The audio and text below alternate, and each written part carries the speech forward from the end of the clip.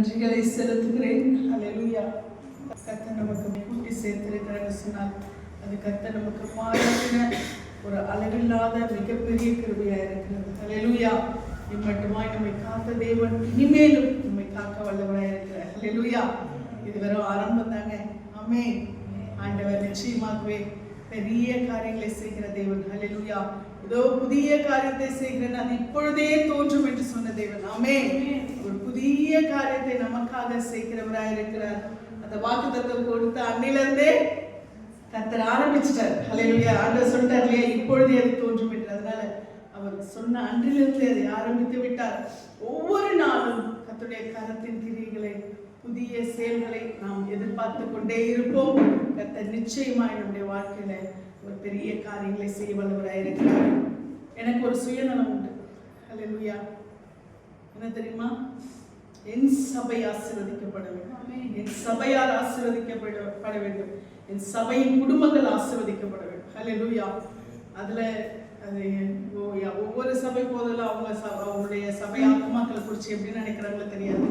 ஆனால் எங்களை பொறுத்த வரைக்கும் எங்க குடும்பங்கள் ஆசீர்வதிக்கப்பட வேண்டும். ஹல்லேலூயா.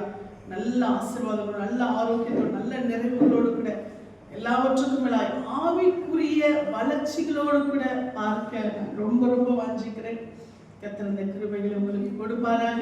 கர்த்தருடைய நாமத்துக்கே மகிமை உண்டாகட்டும். ஆமென்.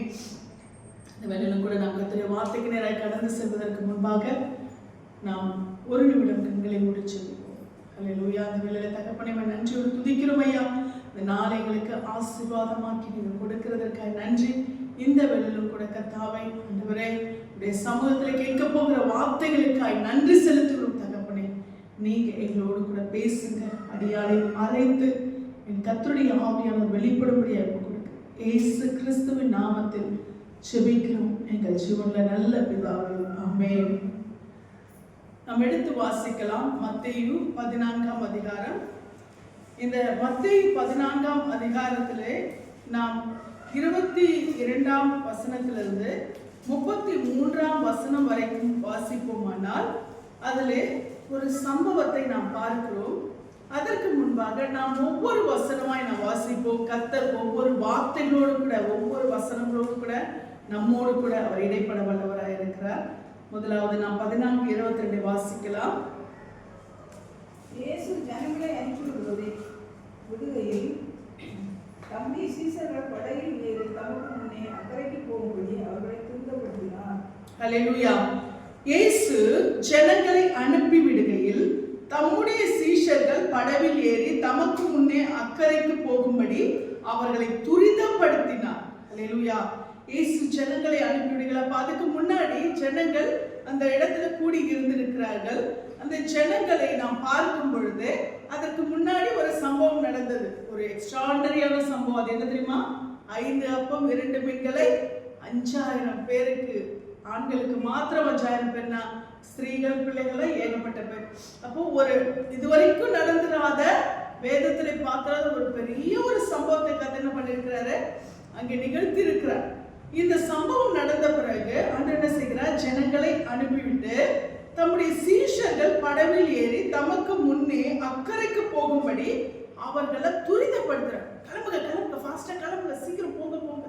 ஏன் இந்த வேகம்? ஏன் இந்த துரிதம்? ஏன் ஆண்டவர் உங்களை துரிதப்படுத்துறாரு அப்படின்னு சொல்லி நான் பார்த்தேன். எதுக்காக? ஏன்னா அது ஒரு இரவு பொழுதுதான், ஒரு முடிஞ்சு அந்த மாலை பொழுது ஆயிடுது. அந்த நேரத்துல தான் ஆண்டவர் என்ன பண்றாரு? அவங்களை துரிதப்படுத்துறாரு. அந்த மாலையில தான் அவங்களை துரிதப்படுற, சீக்கிரமா வேகமா கடந்து போங்க, கிளம்புங்க கிளம்புங்கன்னு அவர்களை துரிதப்படுத்துகிறார். ஏன் இந்த துரிதம் என்று சொல்லி நீங்க பார்ப்பீர்களானால் அடுத்த வசனத்தை வாசிங்க. அவர் ஜனங்களை அனுப்பி ஜெபம் பண்ண ஒரு மலையின் மேல் ஏறி சாயங்காலம் வந்தபோது அங்கே தனிமையா இருப்பார். ஹல்லேலூயா.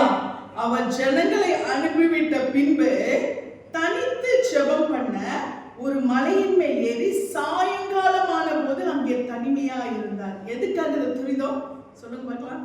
எதுக்கு இந்த துரிதம்? துரிதம் எதுக்கு? தனித்து ஜெபம் பண்ணுகிறதுக்கு. ஹல்லேலூயா.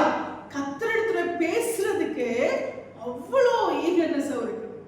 அந்த டைம், நான் பிதாவிடத்துல பேசுற டைம் இது, நானும் பிதாவும் இடைப்படுகிற டைம், அவருக்கும் எனக்குமான உறவு இது. இந்த டைம்ல நானும் அவரும் பேசணும். அவ்வளவு நேரம் உங்க கூட இருந்துட்டேன். நான் இப்போ என் தகப்பனிடத்துல இருக்கணும், பிதாவின் இடத்துல நான் பேசணும். அதனால நீங்க என்ன பண்ணுங்க, சீக்கிரம் கிளம்பி போங்க. அவரோட கூட பேசுகிற அந்த டைம் எனக்கு வந்துச்சு. இதெல்லாமே ஆண்டவர் நமக்கு ஒரு முன்மாதிரி. நம்ம ஒரு டைம் வச்சிருக்கிறோமா? நம்ம ஆண்டவருக்காக ஒரு டைம் வச்சிருக்கிறோமா? இது நான் ஆண்டவரோட பேசுற டைம். சாரி, யாரா இருந்தாலும் சாரி, நீ வெயிட் பண்ணுங்க. சாரி, நான் அப்புறம் பேசுறேன். சாரி, நான் அப்புறம் பார்க்கிறேன். செய்யணுமா? நம்ம அப்பா அவ்வளவு முன்மாதிரியா இருக்கார் நமக்கு. அவர் தேவகுமாரன். அவர் வந்து எப்போனாலும் பேசலாம். எப்பவும் ஆண்டவரோட கூட அவர் இடைப்படுறாரு. எப்பவும் அவரோட கூட தான் இருக்கிறாரு. அவர் எப்பொழுதும் என்னோட கூட இருக்கிற இயேசுவா சொல்றாரு, அவர் எப்பவும் என் கூட இருக்கிறபடினால நான் எப்படி இல்லை, நான் தனியா இல்லை. அப்ப எப்பவும் அவர் கூட தானே இருக்கிறாரு. அவர் தனியா பேசணும்னு ஏதாவது அவசியம் இருக்கா? இல்ல தனியா ஒரு பவரை பெற்றுக்கொள்ளணும்னு அவசியம் இருக்கா? யோசிச்சு பாருங்களேன். அப்படி ஒரு தனி ஒரு இடத்துல போயிட்டு ஆண்டவரும் அவரும் பேசணும்னு ஏதாவது இருக்கா? கிடையாது. ஆனா ஏன் அதை செய்யறாரு? அவர் ஏன் அதை செய்கிறார்? அதுவும் அவ்வளவு துரிதப்படுத்துறாரு. கிளம்புங்க, கிளம்பு, சீக்கிரம் போங்க, சீக்கிரம் போங்க. எதுக்காக தெரியுமா? பிதாவிடத்திலே பேசும்படி. ஹல்லேலூயா. அப்போ பிதாவிடத்திலே பேசுகிறதற்கென்று அவர் ஒரு நேரத்தை ஒதுக்கி வைத்திருக்கிறார். ராம் முழுவதும் பேசுறாங்க, இரவு முழுவதும் என்ன பண்றாராம்? பிதாவோடு பேசிக்கொண்டே இருப்பார். ஹல்லேலூயா. அவரோடு கூட அந்த மாலை வேளையில அவர் என்ன பண்றாரு? அவங்க எல்லாம் அனுப்பி வச்சுட்டு அவர் பிதாவோடு கூட பேசுகிறார். இது நமக்கு அவர் முன்மாதிரியாய் அவர் செய்து காண்பிக்கிற ஒரு காரியம். இதை நம்ம முன்மாதிரியா எடுத்துக்கணும். ஹல்லேலூயா. நமக்கென்று ஆண்டவரோடு பேசுகிற ஒரு நேரத்தை நாம் ஃபிக்ஸ் பண்ணணும். ஹல்லேலூயா. ஒரு டைமை ஃபிக்ஸ் பண்ணணும். அந்த நேரம் வரும் பொழுது யாரா இருந்தாலும் சரி, ஹல்லேலூயா, எந்த சூழ்நிலையா இருந்தாலும் சரி, சாரி, நான் ஆண்டவர்கிட்ட பேசுற டைம், நான் ஆண்டவரோட கூட இடைப்படுற டைம். ஆண்டவர் எனக்காக வெயிட் பண்ணிட்டு இருப்பார்.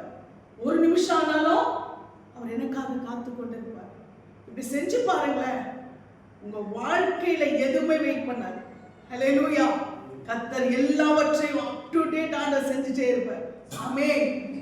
அவருக்கு முன்னாடி நம்ம ஓடி வந்துட்டோம்னா அவருடைய சமூகத்துல ஒவ்வொரு நாளும், ஹல்லேலூயா, ஏசப்பா இதை என்னைக்கு ஒரு நாள் செய்யல, தினந்தோறும் டெய்லி இதை செய்வார். ஹல்லேலூயா. டெய்லி பிதாவோடு பேசுகிற பழக்கத்தை அவர் வைத்திருந்தார். அவர் அப்படி செய்யணும்னு அவருக்கு அவசியம் என்ன இருக்கு? ஆனா எதுக்காக தெரியுமா இதை செய்யறாரு? எல்லாமே தன்னை ரோல் மாடலா வச்சுதான் நமக்கு காட்டுறார். ஹல்லேலூயா. ஆண்டவர் தன்னை இந்த உலகத்துல வந்து எல்லாத்தையுமே தன்னை அவர் முன்மாதிரியா வைக்கிறார். இந்த காரியங்களுக்கு, அவர் செய்கிற எல்லா காரியங்களுக்குமே தன்னை ஒரு முன்மாதிரியா வைக்கிறார். தன்னை ஒரு எக்ஸாம்பிளா வைக்கிறார். தன்னை எக்ஸாம்பிளா வச்சுதான் அவர் என்ன பண்றாரு?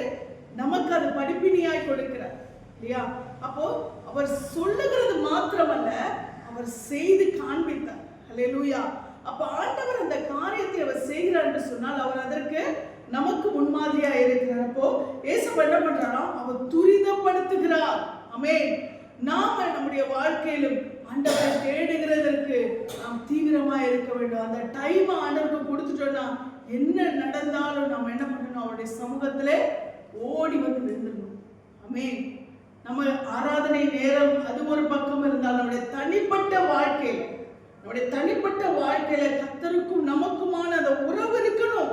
கர்த்தருக்கும் நமக்குமான ஒரு தேடுதல், அவரோடு கூட தனிப்பட்ட முறையில பேசுகிறது, உறவாடுகிறது, அது நம்ம அனுபவிச்சாதான் அதோட இந்த ருசி தெரியும். அல்லேலூயா. அந்த சந்தோஷம் தெரியும், அந்த மகிழ்ச்சி தெரியும். இந்த சமூகத்துல அந்த தனிமையான நேரத்தை பிக்ஸ் பண்ணி பாருங்க. அப்படி ஒரு சந்தோஷம் உலகத்துல அந்த மாதிரி ஒரு சந்தோஷத்தை நம்ம பெற்றுக்கொள்ள முடியாது. ஹல்லேலூயா. உள்ளம் அவ்வளவு பூரிப்பு, நிறைவடையும் ஒரு சந்தோஷமும் சமாதானம் நம்மை நிரப்புகிறதா இருக்கு. ஹல்லேலூயா. ஏசப்பா ஆண்டவருடைய தேவனோடு கூட தன்னை இடைப்படுகிறதை, அவரோடு கூட உறவாடுகிறதை அவர் ஒரு பழக்கமாய் தினந்தோறும் அதை செய்கிறார். அந்த டைம் வந்துருச்சு. ஏன்னா அன்னைக்கு ஜனங்களோடு கூட அவர் வந்து அந்த அற்புதங்களை செஞ்சு அந்த டைம் என்ன ஆகுது? கடந்து போகிற ஒரு சூழ்நிலை. அந்த டைம் கடந்து போகுது. அதனால இயேசு பண்ண அந்த அற்புதம் எல்லாம் முடிச்சுட்டு என்ன பண்றாரு? தம்முடைய சீஷர்களை துரிதப்படுத்தி விட்டு அவர் தேவனோடு கூட பேசும்படியாய், அவர் தனித்திருக்கும்படியாய் அவர் என்ன செய்கிறாரா?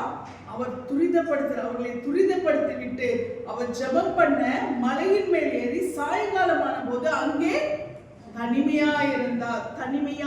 அந்த அண்டர்லைன் பண்ணிக்கோங்க. தனிமை ஜெபம் நமக்கு வேண்டும். ஹல்லேலூயா. கர்த்தரோடு கூட தனிமை ஜெபம் நமக்கு வேண்டும். தனிமையாய் நாம் பேசுகிற ஜெபம், நாம் குடும்பத்துல ஜெபிக்கிறோம், சபையில ஜெபிக்கிறோம், குழுவா ஜெபிக்கிறோம், அது வேற விஷயம். நமக்கும் ஆண்டவருக்குமான ஒரு தனிப்பட்ட அந்தரங்க உறவு இருக்கிறதா? நமக்கு பெரியமானவரோடு கூட நம்ம தனியா பேச விரும்புறோம். நம்ம ஆண்டவரோடு கூட நாம் தனியா பேசுகிறதுக்கு அவர் எல்லாவற்றிலும் மேலானவர், எல்லாவற்றிலும் நமக்கு பிரியமானவர் இல்லையா? அப்ப அவரோடு கூட நம்ம அந்த தனிமை ஜெபத்தை வைத்துக் கொள்ளும் பொழுது பல விஷயங்களை கர்த்தர் நம்மோடு கூட பேசுவார். ஹல்லேலூயா. நம்முடைய வாழ்க்கை, நம்முடைய எதிர்காலம், நம்முடைய நடத்துதல் எல்லாவற்றையும் அவர் என்ன பண்ணுவாரு? நம்ம கிட்ட பேசுவார், வார்த்தையால பேசுவார், பிரசன்னத்தினால வெளிப்படுவார். அப்ப நாம் அந்த தனிமையான ஒரு ஜெபத்தை நமக்கு, எனக்கும் என் ஆண்டவருக்கும், நானும் அவரும் இந்த ஒரு உறவு நமக்கும் ஆண்டவருக்கும் இருக்கும் பொழுது நிச்சயமா நம்முடைய வாழ்க்கையில ஒரு பெரிய மகிமையை பார்ப்போம். ஹல்லேலூயா. அப்படிப்பட்ட சூழ்நிலைக்குள்ளாய் நாம் நம்மை இந்த வேலையில பிரயோஜனப்படுத்திக்கணும். கர்த்தர் நிச்சயமாய் அப்படிப்பட்ட ஒரு சூழ்நிலையில நம்மை நடத்துவார். நீங்க பாத்தீங்கன்னா எந்தெந்த சூழ்நிலை பாத்தீங்கன்னா நார்மலா இருக்கிற சூழ்நிலை மாத்திரம் இல்ல, எப்பவுமே ரெகுலரான ஒரு டைம் ஒண்ணு அந்த மாதிரி மாத்திரம் இல்ல. 26 அதிகாரம் 36 வசனத்தை நீங்க வாசிச்சீங்கன்னா, அதே அதிகாரத்துல 26-36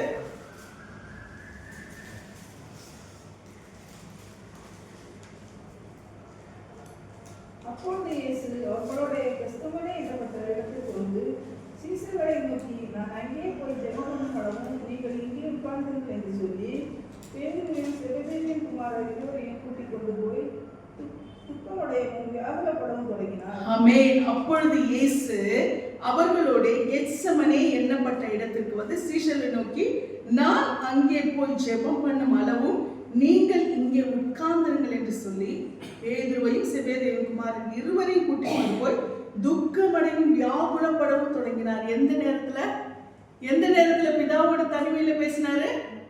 அந்த லாஸ்ட் வார்த்தை என்னது? லாஸ்ட் வார்த்தை துக்கமடையவும் வியாகுலப்படவும் தொடங்கினார். எந்த நேரத்துல தெரியுமா? மரணம் அவரை நெருக்குகிறது. மரணம் அவருக்கு பிக்ஸ் பண்ணியாச்சு. அது சாதாரணமா அப்படியே கண்ணை மூடனா அப்படியே போய் சேர்ற மரணம் கிடையாது. என்ன மரணம்? அப்படிப்பட்ட ஒரு மரணத்தை ஆண்டவர் சொல்லி வச்சாலுமே ஒரு இது இருக்கும். ஐயோ, நான் போறேனே, நான் இன்னும் இதை செய்யலையே, அதை செய்யலையே, இன்னும் மிச்சம் இருக்கேன், இன்னும் வேலை இருக்கேன், அப்படிலாம் யோசிப்போம். ப்ளசண்டான ஒரு மரணத்தை ஆண்டவர் நமக்கு சொல்லிட்டான்னு வச்சுக்கோங்க. மகளே, இன்னைக்கு நைட்டு நீ என்ன பண்ண போற? என்கிட்ட வா, நான் உன்னை என்ன பண்ண போறேன்? கொண்டு போக போறேன் அப்படின்னு சொல்லிட்டு என்ன பண்ணுவோம்? ஐயோ ஆண்டவரே, இன்னும் இந்த வேலை இருக்கு, அந்த காரியம் இருக்கு, இன்னும் ஃபினிஷ் ஆகலையே, நான் எப்படி ஆண்டவரே போறது? இங்க யார்கிட்ட? ஆண்டவர் கிட்ட தான். சந்தோஷமான ஒரு இடம் தான். ஆனா நமக்கு இந்த உலகத்தை விட்டு போறதுக்கு மனசு வருதா? இன்னும் எனக்கு இருக்குதே, கமிட்மெண்ட் இருக்கே, இன்னும் கடமை இருக்கே, இதெல்லாம் யோசிக்கிறோம்ல. அப்போ ஆண்டவராகிய இயேசு கிறிஸ்துவுக்கு இது பிளசண்டான மரணம் கூட கிடையாது. எப்படிப்பட்ட மரணம்? அவரை அப்படி கொடூரமாய் கொல்ல போகிறார். அப்படிப்பட்ட மரணம் அவருக்காக காத்திருக்கிறது. ஹல்லேலூயா. அவமானப்பட போகிறார், நிந்தையடைய போகிறார், வியாகுலப்பட போகிறார், பாரமான சிலுவையை சுமக்க போகிறார், கொடூரமாய் கொல்ல போகிறார்கள். இவ்வளவு ஒரு கண்ணு முன்னாடி காட்சிகள் இருக்கு. இவ்வளவு காட்சியை வச்சுக்கிட்டு அவர் போயிட்டு எங்க போய் ஜெபம் பண்ண போறாரு? பிதாவின் இடத்துல. ஹல்லேலூயா. நமக்கு ஒரு பிரச்சனை வருகிறது, ஒரு போராட்டம் வருகிறதுனா நமக்கு ஜெபம் பண்ண தோணுதா? உடம்பதான் தோணும் இல்லையா? நமக்கு போயிட்டு ஆண்டவர் பார்த்துக்குவார், அவர் பார்த்துக்குவார்னு சொல்லிட்டு நம்ம அதை செய்யாத நம்ம என்ன பண்றோம்?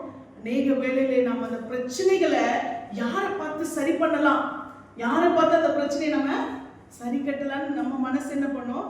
அந்த பிரச்சனைகளை சரி பண்றதுக்கான தீர்வை நோக்கி தான் நம்ம என்ன பண்ணுவோம்? ஓடுவோமே தவிர நாம் கர்த்தரை நோக்கி ஓட மாட்டோம் இல்லையா?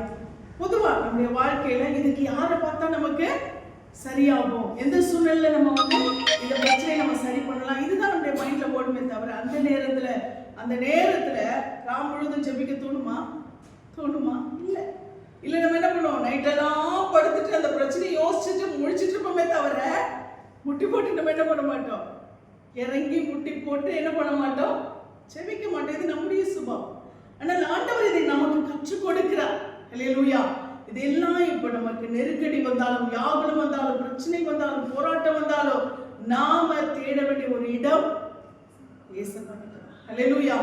அந்த சூழ்நிலையில நம்ம வழக்கமாய் ஒருவேளை நம்ம தனித்து ஜெபிக்கிற அந்த பழக்கத்தோடு கூட ஆண்டவர்கிட்ட நம்ம இருக்கிறோம் அப்படின்னா நாம இவ்வளோ பிரச்சனை வந்தாலும் அதை தூக்கி போட்டுட்டு ஆண்டோடைய பாதத்தில் நம்ம போய் உட்கார முடியுதா? இல்லை. அந்த பிரச்சனையை சரி பண்ணுறதுக்கு அந்த நேரத்தில் நம்ம என்ன பண்ணுறோம்? வெளியில் என்ன பண்ணுறோம்? நம்ம ஏதாவது ஒரு சூழ்நிலையை தேடி, ஏதாவது சொல்யூஷனை தேடி நம்ம ஓடுகளா இருக்காங்க. ஆண்டவர் என்ன செய்யறா தெரியுமா? அந்த மரணம் நெருக்குகிறது பயங்கர சாதாரணமான மரணம் இல்லை. அது என்ன மரணம்? கொடூரமான ஒரு மரணம். அப்படிப்பட்ட ஒரு சூழ்நிலையில அவர் தேவனிடத்துல போய் என்ன பண்றாராம்? அவர் துக்கம் அடையவும் வியாகுலப்படவும் தொடங்கினார். ஹல்லேலூயா. வழக்கமான அதே சூழ்நிலை. ஹல்லேலூயா. வழக்கமான அந்த இரவு ஜெபம். ஹல்லேலூயா. இரவிலே ஜெபிக்கிற அந்த வழக்கமான ஜெபத்தை அன்னைக்கும் அவர் விடல. ஹல்லேலூயா. அன்னைக்கும் அந்த இரவு ஜெபத்தை அவர் விடாதபடிக்கு மரணம் நெருங்குகிற அன்னைக்கு கூட அவர் பிதாவிடத்துல போய் என்ன செய்கிறார்? ஜெபிக்கிறவராய் இருக்கிறார். ஆமென். எந்த சூழ்நிலையானாலும் இயேசுப்பா நமக்கு ஒரு முன்மாதிரியா இருக்கு. எந்த நிலைமையா இருந்தாலும் கர்த்தரை தேட வேண்டும் என்று சொல்லி அவர் நமக்கு ஒரு முன்மாதிரியாய் இருக்கிறார். அப்ப நாம அவரை நமக்கு பலனாய் எடுத்துக்கொள்ளணும். அப்ப எந்த ஒரு கஷ்டமான சூழ்நிலை, சந்தோஷமான சூழ்நிலையில நாம ஜெபிப்போம். ஆனா கஷ்டமான சூழ்நிலையில நமக்கு என்ன வராது? ஜெபம் வராது, புலம்பல் தான் வரும். இல்ல கர்த்தரை நம்ம என்ன பண்ணுவோம்? ஜெபிக்காம நம்ம ஏதாவது சொன்ன ஆண்டவரை உங்களை தான் நம்பி இந்த ஆண்டவரை இப்படி பண்ணிட்டீங்க, நான் என்னத்தை ஜெபிக்கிறது? நேரத்துல இந்த சூழ்நிலையில நான் என்னத்தை ஜெபிக்கிறது அப்படின்னு நம்ம என்ன பண்ணுவோம்? ஜெபத்தை அவாய்ட் பண்ணுமே தவிர ஜெபிக்கிறதுக்கு நமக்கு மனம் வராது. ஆனால் ஏசப்பா நமக்கு என்ன செய்கிறார்? அவர் நெருக்கப்பட்ட, இது கஷ்டம்னு சொல்றதை விட ஒரு எக்ஸ்ட்ரீம் ஜீவனே போகிற ஒரு நிலைமை. அந்த நிலைமையிலே அவர் பிதாவோடு கூட அவர் உறவாடுகிறவராய் காணப்பட்டார். ஹல்லேலூயா. இந்த சூழ்நிலை நாம் பார்க்கும் பொழுது ஏசப்பா நமக்கு நம்முடைய கஷ்டமான சூழ்நிலை, நெருக்கடியான சூழ்நிலையிலும் நாம் பிதாவோடு கூட, தேவனோடு கூட, இயேசு கிறிஸ்துவோடு கூட நாம் உறவாட வேண்டும் என்பதற்கு அவர் ஒரு உதாரணமாக இருக்கிறார். அடுத்து நீங்க பாத்தீங்கன்னா லூக்கா 5ஆம் அதிகாரம் 15ஆம் வசனத்தை நாம் எடுத்து வாசிக்கலாம். 15-16.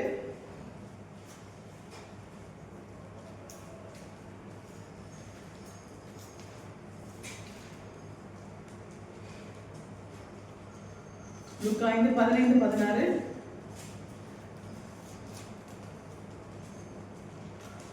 அப்படி அவருடைய கீர்த்தி அதிகமாக பரவியது. திரளான ஜனங்கள் அவருடைய உபதேசத்தை கேட்பதற்கு அவராலே தங்கள் பிணிகள் நீங்கி சௌக்கியமடைவதற்கு கூடி வந்தார்கள்.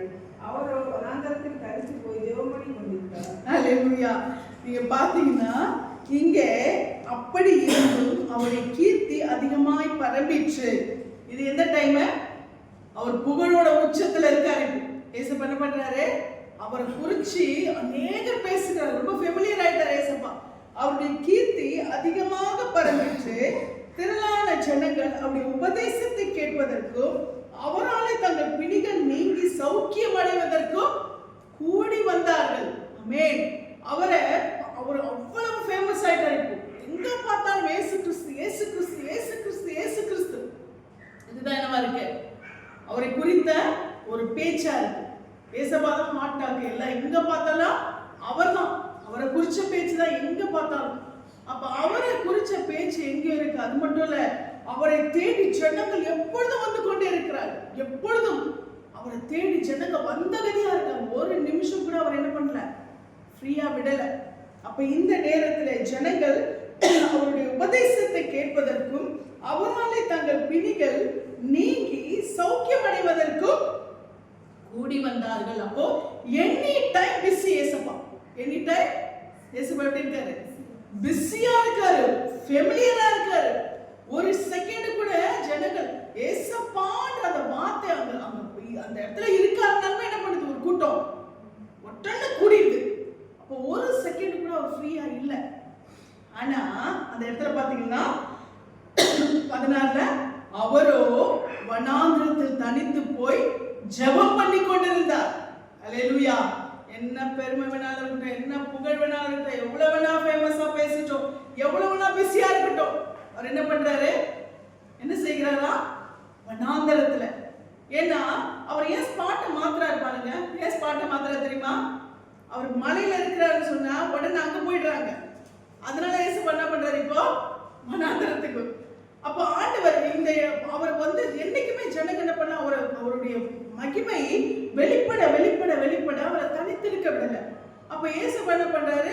சில நேரம் மலைகளில், சில நேரம் வனாந்தரத்துலன்னு தன்னுடைய இருப்பிடத்தை என்ன பண்ண, தன்னுடைய ஆண்டவரை தேடுகிற அந்த சூழ்நிலையை அவர் மாற்றுகிறார்.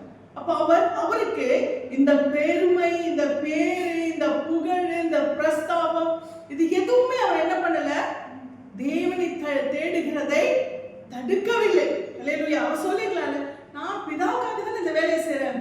இன்னைக்கு நிறைய ஊழியக்காரங்க பார்த்தீங்கன்னா, நான் ஆண்டவருடைய வேலைக்காக தான் நான் போறேன், ஆண்டவருடைய ஊழியத்தை தான் நான் பண்றேன், இன்னைக்கு நான் இந்த மீட்டிங்காக தான் போறேன், அதனால நான் அப்படியே நான் என்ன பண்ணுவேன், அப்படியே ஜெபம் பண்ணிக்குவேன். என்ன பண்ணுவாங்க, அப்படியே நான் ஜெபம் பண்ணிக்குவேன். அதனால இந்த நேரத்தை நான் ஆண்டவருக்கு நான் அவர் நல்லதுன்னு செய்ய போறேன். இப்போ போறது ஒரு மீட்டிங் நடந்தா, அந்த மீட்டிங்ல நான் போயிட்டு என்ன பண்ண போறேன், நான் ஜனங்களுக்கு தானே இந்த காரியத்தை செய்ய போறேன். இப்போ நான் இந்த டைம்ல நான் ஜெபிக்க வேண்டியது இல்லை. இன்னைக்கு அநேக பிஸியான ஊழியக்காரங்க என்ன பண்றாங்கன்னா, தங்களுக்கென்று அவங்க அந்த உயர்வுக்கு வருகிற வரைக்கும் ஆண்டவரோடு கூட என்ன பண்ணுவாங்க, நேரத்தை ஒதுக்குவாங்க. ஆனால் பிஸி ஆயிட்டாங்கன்னா என்ன ஆயிட்டாங்க, பிஸி ஆயிட்டாங்கன்னா கர்த்தருக்கான அந்த தனிப்பட்ட உறவை என்ன செய்கிறார்கள், விட்டு விடுகிறார்கள். அல்லேலூயா. பிஸி வந்துருச்சுன்னா ஆண்டவரோடு கூட இருக்கிற அந்த தனிப்பட்ட உறவு அவர்களுக்கு இல்லாமல் போய்விடுகிறது. ஆமென். எந்த இயேசுப்பா இதுக்கு ஒரு பெரிய உதாரணம். அவரை விட யார் பிஸியா இருக்க முடியும், அவரை விட பீக்ல யார் இருக்க முடியும், அவரை விட மேன்மையில யார் இருக்க முடியும். அவர் போகிற இடமெல்லாம் கூட்டம், அவருக்கு அப்படி பின்னு போட்டா கூட எடுக்க முடியும். அந்த அளவுக்கு என்னது, அவ்வளவு ஒரு கூட்டம் இருக்கு, அவ்வளவு ஜனங்கள். அந்த மாதிரி ஒரு கூட்டத்தில் அதுக்கு உதாரணம் நமக்கு தெரியும். ஒரு பெரும்பாலுள்ள ஸ்திரீ ஆண்டவரிடத்துல சுகம் பெற்றுக்கொள்ள வருகிறாள். ஜன கூட்டம் நெருக்குகிறது, அவர் கிட்ட போக முடியல. அப்போ அவருடைய வஸ்திரத்து ஓரம், அந்த ஓரம் தெரியுதா, அதை தொட்டாவாச்சும் எனக்கு சுகம் கிடைக்கணும் என்ன பண்றா, அவள் தவழ்ந்து போய் அவருடைய வஸ்திரத்தின் ஓரத்தை தொடுக்கிறார். அவர் ஜனக்கூட்டம் அவரை நெருக்கி கொண்டிருக்கிறதுன்னு சொல்லி வேதம் சொல்லுகிறது. அவ்வளவு கூட்டம், அவரை எப்பவும் கூட்டம் தான்.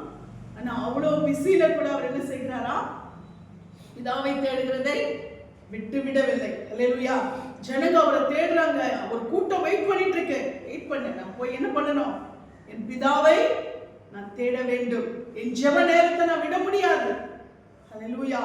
ஜெபம் ஜெயம், ஜெபம் இல்லையே ஜெயம் இல்லை. அல்லேலூயா. ஜெபிக்கிறவங்க ஜெயிப்பாங்க. ஆமென். எனக்கு ஆண்டவர் வாழ்க்கையில கற்றுக் கொடுத்த ஒரு பெரிய ஒரு உதாரணம். அல்லேலூயா. ஆண்டவர் அந்த ஜெபத்தின் மூலமாய் நாம் ஜெயிக்க முடிகிறது, நாம் வெற்றியை சுதந்திரத்துக் கொள்ள முடியும், காரியங்களை சாதிக்க முடியும். அல்லேலூயா. ஏன்னா நம்ம பேசுறது ஒரு மனுஷனுக்கிட்ட இல்ல, யார்கிட்ட பேசுறோம், கர்த்தர்கிட்ட பேசுறோம். ஆமென். நாம் போறதுக்கு டைம் ஃபிக்ஸ் பண்ணிடலாம், ஆனா முடிச்சிட்டு வர்றதுக்கு டைம் ஃபிக்ஸ் பண்ணக்கூடாது. அல்லேலூயா. எப்படி நம்ம ஆண்டவர்கிட்ட இந்த டைம்ல நான் போய் ஜெபிக்கணும்னு டைம் ஃபிக்ஸ் பண்ணலாம், ஆனா முடிக்கிறதுக்கு நம்ம டைமை ஃபிக்ஸ் பண்ணக்கூடாது. அவரோடு கூட எவ்வளவு நேரம் போதும் அந்த மாதிரி நாம் உறவாடும் பொழுது நிச்சயமாய் நம்முடைய வாழ்க்கையிலே கர்த்தர் அவரும் மகிமையான காரியங்களை செய்ய வல்லவராயிருக்கு. அல்லேலூயா. நமக்கு இருக்கிறது, அலுவல்கள் இருக்கிறது, பிஸி இருக்கு, குடும்பம் இருக்கிறது, சூழ்நிலை இருக்கு, எல்லாமே இருக்கு, வேலை இருக்கு, கடமை இருக்கு. ஆனால் இவைகளுக்கு மத்தியில நாம் கர்த்தரோடு கூட இருக்கும் பொழுது நிச்சயமாய் நம்முடைய வாழ்க்கை கர்த்தர் உயர்த்த வல்லவராயிருக்கிறார். அல்லேலூயா. அப்ப இங்கே நாம் பார்க்கும் பொழுது ஏசப்பா எந்த சூழ்நிலையா இருந்தாலும் கர்த்தரோடு கூட ஒரு நேரத்தை அவர் ஃபிக்ஸ் பண்ணிட்டார். அல்லேலூயா. தேவனோடு கூட ஒரு நேரத்தை ஃபிக்ஸ் பண்ணிட்டாரு. எந்தெந்த நேரத்துல அவர் அற்புதங்களை செய்கிறார். டைம் கடந்து போகுது. ஃபர்ஸ்ட் நம்ம அதான் பார்க்கிறோம் இல்லையா, அற்புதத்தை செய்யறாரு. அந்த நேரத்துல 5 அப்போ 2 மீன் 5000 பேருக்கு அவ்வளவு பேருக்கு போஷிக்கணும், 5000 பேருக்கு மேற்பட்டவர்களுக்கு அவ்வளவு பேருக்கு போஷிக்கணும். எவ்வளவு டைம் ஆயிருக்கும். ஆனால் அந்த டைம் பார்த்துட்டே இருக்கிறார். நம்மள தான் வாட்ச் பார்ப்போம். அவரே அந்த காலத்தின் கணிப்பு தான் இல்லையா. அவர் என்ன பண்றாரு, அந்த டைமுக்கு அதை கரெக்டா முடிச்சிடுறாரு. அந்த சூழ்நிலையை முடிச்சுட்டு துரிதப்படுத்திட்டு பிதாவிடத்துல போயிடுறாரு ஜெபிக்கும்படியா. அதே போல ஆண்டவர் பார்த்தீங்கன்னா அவருடைய வியாகுலம், மரணத்தின் நெருக்கடி, சாக போற எனக்கு இப்படிப்பட்ட நெருக்கடியான வேலையில நான் இருக்கிறேன், அடுத்து இதை விட ஒரு கொடூரமான ஒரு சூழ்நிலை பார்க்கவே முடியாது, அந்த நிலைமைக்குள்ள கடந்து போறாரு. அப்பவும் ஆண்டவர் என்ன பண்றாரு, அந்த டைம் அவரு மிஸ் பண்ணல. போய் பிதாவை தேடுகிறதை அவர் விட்டு விடவில்லை. அந்த நேரத்திலும் அவர் துக்கத்தையும் வியாகுலத்தையும் வெளிப்படுத்துவாவது என்ன பண்றாரு, பிதாவிடத்துல போயிடுறாரு. அடுத்து பார்த்தீங்கன்னா அவரு அவ்வளவு பிஸி, அவ்வளவு ஃபேமஸ், எல்லா ஜனங்கள் கூடி இருக்கிறார்கள், தேடுகிற ஒவ்வொரு நொடி பொழுது ஏசப்பா எங்கெல்லாம் இருக்கா அங்கெல்லாம் அவர் விடாம என்ன பண்றாங்க, தேடுற ஒரு சூழ்நிலை. அந்த இடத்துல என்ன பண்றாரு ஆண்டவர், யார் வெயிட் பண்ணாலும் சரி, எத்தனை பேர் எவ்வளவு சூழ்நிலைகள் இருந்தாலும் சரி, முதல்ல நான் என்ன பண்ணணும்? அங்க பலன் கிடைச்சாதான் இங்க செய்ய முடியும். அல்லேலூயா. இன்றைக்கு ஊழியக்காரர்களுக்கு இது ஒரு பெரிய உதாரணம், முன்மாதிரி. ஆமென். பிஸி இருந்துட்டா கர்த்தரை தேடக்கூடாது அப்படின்னு சொல்லி என்ன பண்றாங்க? நேரங்களை ஆண்டவருக்கு கொடுக்காதபடிக்கு, நான் தேவனோடு கூட தான் இருக்கிறேன், தேவனோடு கூட இருக்கிறேன் அப்படின்னு சொல்லி அப்படியே நான் அப்படியே பேசிட்டே அப்படியே இருந்துருவேன் அப்படின்னு சொல்லி நினைக்கிறாங்க. அப்படி கிடையாது. தேவனுக்கென்று ஒரு நேரத்தை நாம் ஒதுக்க வேண்டும். தேவனுக்கென்று ஒரு சமயத்தை ஒதுக்கி, எவ்வளவுதான் சூழ்நிலைகள் இருந்தாலும் கர்த்தரோடு கூட உறவாடுகிற அந்த நேரத்தை, இது விசுவாசிகளுக்கு மாத்திரம் இல்ல, ஊழியக்காரர்களுக்கும் அதை தான் ஆண்டவர் அதை காட்டுற. இந்த இடத்துல அற்புதத்திற்கும் அதிசயத்திற்கும் வல்லமைக்கும் ஜனங்கள் காத்திருக்கிறார்கள், அவருடைய போதகத்தை கேட்க காத்திருக்கிறார்கள். ஆனாலும் கர்த்தர் என்ன செய்கிறார்? அந்த இடத்திலும் அவருக்கு தேவனை தேடுகிறத அவர் விடவில்லை என்று சொல்லி நாம் பார்க்கிறோம். அப்போ ஜெப நேரம் என்பது ரொம்ப முக்கியமானது. அல்லேலூயா. இந்த நாளிலே நாம் ஒரு தீர்மானம் எடுப்போம். அல்லேலூயா. எத்தனை பேர் ரெசல்யூஷன் எடுத்தீங்க? எத்தனை பேர் ஏதாவது எடுத்தீங்களா? யாருமே எடுக்கல. முன்னாடியில சபையில் என்ன பண்ணுவாங்கன்னா, சபை எப்படி தெரியுமா, சர்வீஸ் எப்படி நடக்கும்னா 9 மணிக்கு ஸ்டார்ட் பண்ணுவாங்க. 9 மணிக்கு ஸ்டார்ட் பண்ணாங்கன்னா 5 மணிக்கு தான் முடியும். US service. நாங்களாம் சின்ன பிள்ளைங்களா இருந்தப்போ போய் தூங்கிடுவோம். உள்ளே போயிட்டு ஒரு ரூம் இருக்க, உள்ளே போய் தூங்கிடுவோம். 5 மணிக்கு தான் முடிப்பாங்க. 5 மணிக்கு டிஃபனே கொடுத்து அனுப்பிடுவாங்க. பிரேக்ஃபாஸ்டே சாப்பிட்டுட்டு பல் தைக்காம பிரேக்ஃபாஸ்ட்டை முடிச்சுட்டோம். அந்த மாதிரி அப்படிலாம் சார். அப்போ எல்லாமே ஒவ்வொரு பாட்டு, பழைய வருடம், புதிய வருடம், பழைய வருஷத்துக்கு ஒரு மெசேஜ், புதிய வருஷத்துக்கு ஒரு மெசேஜ், அதே போல பழைய வருஷத்துக்கு ஒரு சாட்சி, புதிய வருஷத்துக்கு ஒரு சாட்சி. அதே மாதிரி ரெசல்யூஷன் எடுக்கிறதுக்கு ஒரு டைம் சபையில எல்லாம் சொல்லுவாங்க. இந்த வருஷத்துல நான் அதிகாலை நான் இந்த ஜெபிப்பேன், நான் இந்த நேரத்துல நான் டைம் கொடுப்பேன், நான் இந்த ஊழியத்தை செய்வேன். இப்படி என்ன பண்ணுவாங்க? ஒவ்வொருத்தரும் என்ன பண்ணுவாங்க? ஒவ்வொரு தீர்மானத்தை எடுப்பாங்க. இப்படி எல்லாமே அப்படியே 9 மணில இருந்து 5 மணி வரைக்கும் ஆராதனை போயிட்டே இருக்கும். அந்த மாதிரி ஒரு ஆராதனை நடந்து கொண்டு இருக்கும். அது பொழுதை விடிச்சிடும். சாப்பிட்டுக்கலாம், சர்ச்சை விட்டு வெளியில வரும்போது 7 மணி 8 மணி ஆகிடும். அவ்வளோ டைம். அதுக்கப்புறமா வந்து தூங்கணும்னா அந்த நியூ இயர் ஃபுல்லாக தூக்கம் தான். அந்த மாதிரி ஒரு காலகட்டம்லாம் இருந்துச்சு. ஆனால் பெரியவங்க தூங்க மாட்டாங்க, மறுபடியும் வீட்டு வேலையை பார்க்கறது அப்படியெல்லாம் அவங்க பார்த்துட்டு இருப்பாங்க. இப்படியெல்லாம் காலங்கள் நமக்கு இருந்தது. இன்னைக்கு பார்த்தீங்கன்னா சமயம் குறுகி குறுகி குறுகி என்ன ஆயிடுச்சு? அப்படியே நம்முடைய வசதிக்கு ஏற்றபடியா எல்லாமே மாறி போய்விட்டது. காலம் நம்ம ஓடுறோம் இல்லையா? நம்ம காலமும் ஓடுகிறது, நாமும் ஓடுகிறோம் இல்லையா? அதனால நம்ம என்ன பண்றோம்? சமயங்களை நாம் அப்படியே நம்ம எடுத்துக்கொள்வோம். அப்போ நாம தீர்மானம், நம்முடைய வாழ்க்கையில நம்ம என்ன செய்கிறோம்? தீர்மானத்தை நாம் எடுக்கிறவர்களாய் காணப்பட வேண்டும். அல்லேலூயா. நம்முடைய வாழ்க்கையில ஆண்டவரே, நான் இந்த காரியத்தை உமக்கென்று இதை நான் செயல்படுத்துவேன். நான் இந்த வருஷத்துல இருந்து நான் இனிமே உங்க சமூகத்துல நான் வந்து தனிப்பட்ட முறையில் நம்ம குடும்பத்தோட ஜெபிக்கிறதுலாம் ஜெபத்துல கணக்கே வராது. அல்லேலூயா. குடும்பத்துல உட்கார்ந்து ஒரு கொஞ்சம் ஒரு 10 நிமிஷம் பண்றது, குடும்ப ஜெபம் பண்றது, இதெல்லாம் கணக்கே கிடையாது. இல்ல நம்ம வேகமா வெளியே போகும்போது அவசரமா ஒரு ஜெபம் பண்றோமே, அதெல்லாம் ஜெப கணக்குல வராது. அல்லேலூயா. நாம தனிப்பட்ட முறையில ஜெபிக்கிறது. ஆமென். நம்முடைய தனிப்பட்ட முறையின் ஜெபம் தான் நாம் கர்த்தரோடு கூட உறவாடுகிற ஒரு உறவாடுதலாய் அது காணப்படுகிறது. நாம் அதற்கான ஒரு தீர்மானத்தை நாம் எடுப்போம். இது நமக்கான ஒரு வெற்றியின் படி. அல்லேலூயா. நாம் வெற்றியை சுதந்திரித்துக் கொள்கிறதற்கான ஒரு வழி இது. அல்லேலூயா. ஒரு வழிமுறை. அப்ப நாம ஜெயிப்பதற்கான ஒரு வழி ஜெபத்துல இருக்கிற. ஜெபிக்கிறவளை பார்த்தா பிசாசு நடுங்குவான். ஆமென். நாம ஜெபிக்கிறதுக்கு அந்த நேரத்தை பொறுத்து அந்த அறைக்குள்ள போக நுழைஞ்சிட்டாலுமே ஐயோ உள்ள போயிட்டாளா, முடிஞ்சு போச்சு நம்ம கதை, அப்படி இந்த பிசாசுக்கு ஒரு பயம் வந்து. அல்லேலூயா. அந்த ஜெபத்தை உண்டு பண்றதுக்கு, நம்ம ஜெபிக்கிறதுக்கு, நான் இதை குறித்து நான் உங்ககிட்ட பேசும்போது நேரம் கடந்தாலும் நான் எக்ஸ்டெண்ட் பண்ண அடுத்த வாரம் கூட நான் வந்து இந்த மெசேஜ் உங்களுக்கு கண்டினியூ பண்றேன். ஆனால் இன்றைக்கு நாம் பேச வேண்டிய காரியத்தை நாம் ரொம்ப முக்கியமாய் நாம் எடுத்துக்கொள்ள வேண்டும். இன்றைக்கு நாம் அறிந்து கொள்ள வேண்டிய காரியத்தை நாம் மிக முக்கியமாய் எடுத்துக்கொள்ள வேண்டும். ஏன்னா ஜெபம் என்பது பிசாசை ஜெயிக்கிற ஒரு ஆயுதம். அல்லேலூயா. சாத்தானை நடுங்க வைக்கிற ஒரு ஆயுதம் ஜெபம்.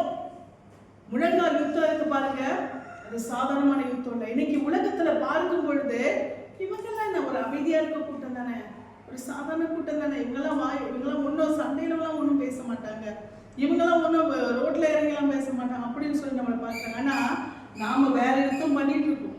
அல்லேலூயா. இன்றைக்கு பார்த்தீங்கன்னா அநேக சூழ்நிலை, அநேக போராட்டங்கள் நடக்கிறது. நம்முடைய போராட்டம் வேற ஸ்டைலு.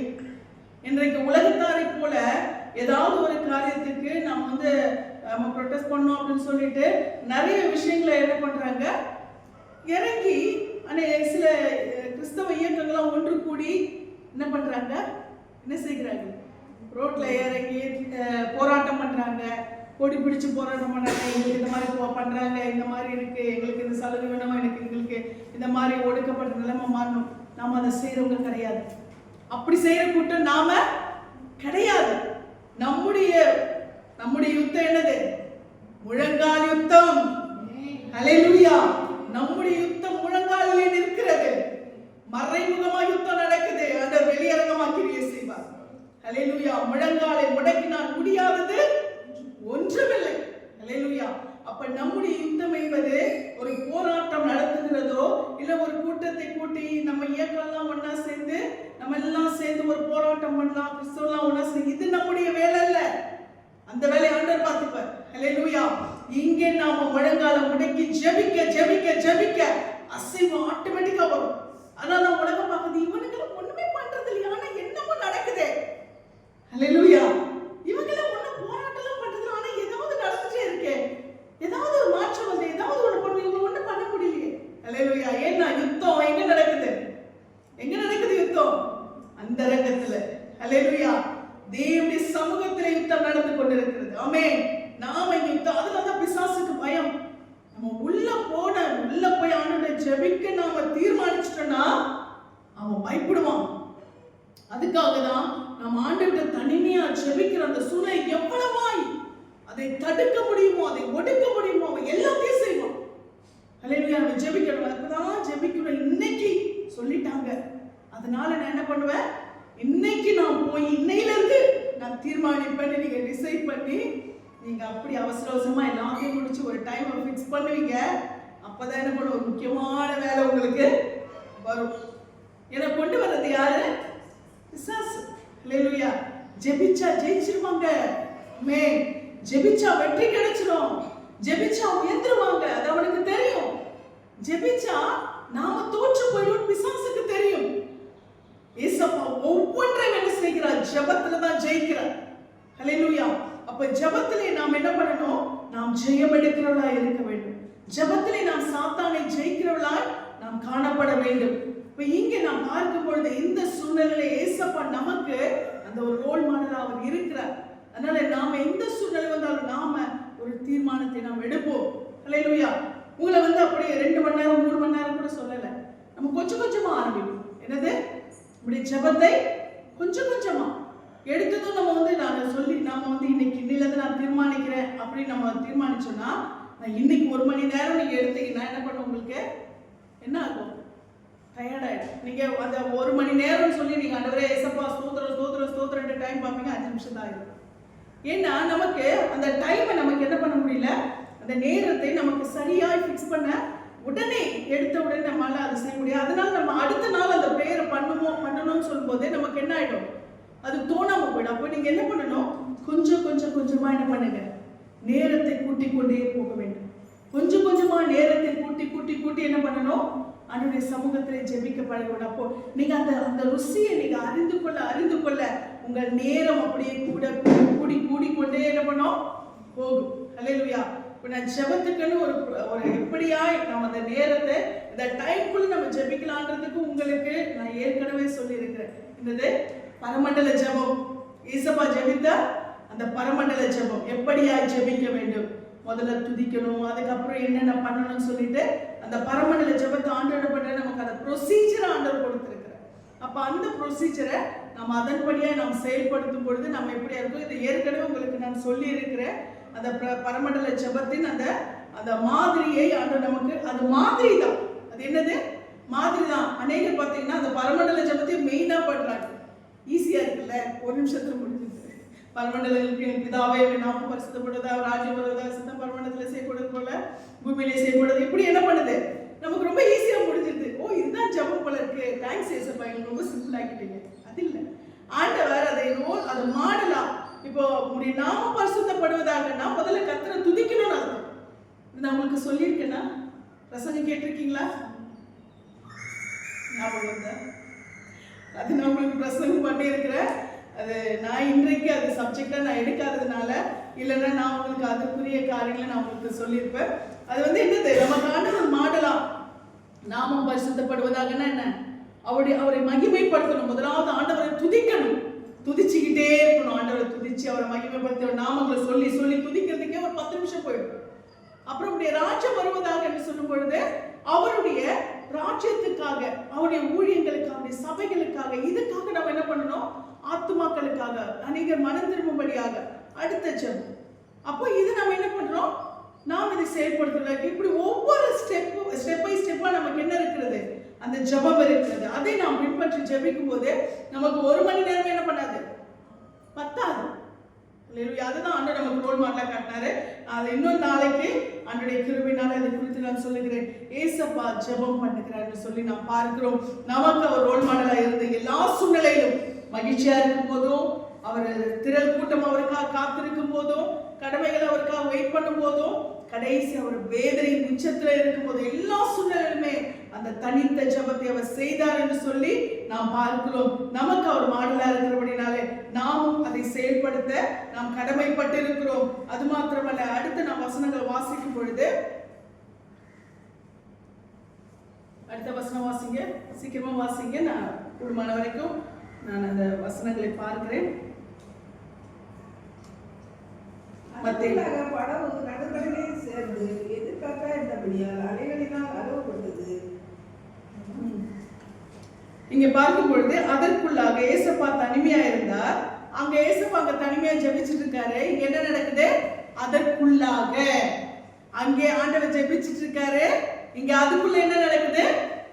அதற்குள்ளாக படகு நடுக்கடலிலே சேர்ந்து எதிர்காற்றாய் இருந்தபடினால் அலைகளினால் அலைவுபட்டது என்று சொல்லி நாம் பார்த்தோம். அல்லேலூயா. ஆண்டவர் அங்க ஜெபிச்சுட்டு இருக்காரு. இங்க என்ன நடக்குது? என்ன நடக்குது? படகு யார் இருக்கா? படகுல யார் இருக்கா? யார் அனுப்புனாரு? சீஷர்கள் இல்லையா? கொஞ்சம் அப்படி இப்படி அந்த மயக்கம் கூட தெரியும். கேள்வி கேட்டா இல்லையா? தூக்கு மயக்கம் நமக்கு தெரியும். இங்க பார்க்கும் பொழுது ஏசப்பா அங்க என்ன பண்ற? ஜெபிச்சுட்டு இருக்காரு. இங்க அவருடைய சீஷர்கள் நடுக்கடலிலே படகுல என்ன பண்ணிட்டு இருக்காங்க? அலைவுபட்டு கொண்டிருக்கிறார்கள். அப்ப அங்க அவர் ஜெபிக்கும் போது இங்கே சம்பவம் நடந்து கொண்டிருக்கிறது. இங்க என்ன நடந்துட்டு இருக்கு? ஒரு ஆபத்தான சூழ்நிலை நடந்து கொண்டிருக்கிறது. ஏசப்பாவுடைய சீஷர்கள் எப்படிப்பட்டவங்க? ரொம்ப முக்கியம். அல்லேலூயா. எங்களுக்கு நீங்க மாதிரி ஏசப்பாவுடைய சீஷர்கள் ரொம்ப முக்கியம். அப்ப அந்த சீஷர்கள் எங்க இருக்காங்க? இப்ப ஆண்டவர் அனுப்பி வச்சிருக்காரு. அவங்க இப்ப என்ன பண்ணிட்டு இருக்காங்க? படகிலே அங்க புயல்ல நடுவுல சிக்கி கொண்டிருக்கிறார்கள். இந்த சிக்கி கொண்டிருக்கிற சமயத்துல ஏசப்பா அங்க ஜெபித்து கொண்டிருக்கிறார். அல்லேலூயா. ஏசப்பா அங்க ஜெபிக்கும் பொழுது அங்க புயல் அடிக்குது, அலை அடிக்குது. கப்பல் என்னாகல? சேதப்படவில்லை. அல்லேலூயா.